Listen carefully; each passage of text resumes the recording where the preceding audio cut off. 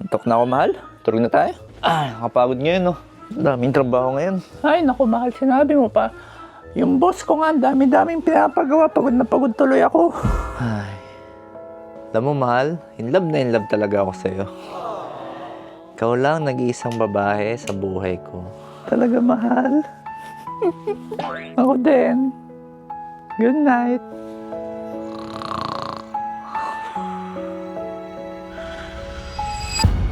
Lambot-lambot mo talaga. Bango-bango. Sarap kagatin. Ano sinasabi mo? Ginis pa.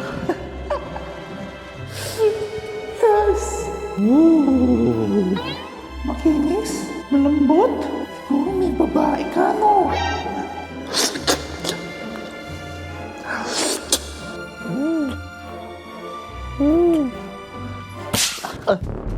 Ito yung tinatawag na sleep talking or somniloquy. Kadalasan dahil po ito sa sobrang stress, kulang sa tulog, or sobra sa kape. Hindi naman po ito mapanganib unless nakakaistorbo na sa tulog ng pasyente or ng mga kasama niya sa bahay. Para makaiwas gawin pong regular ang oras ng tulog at bawasan po ang sobrang pag-inom ng alak at kape.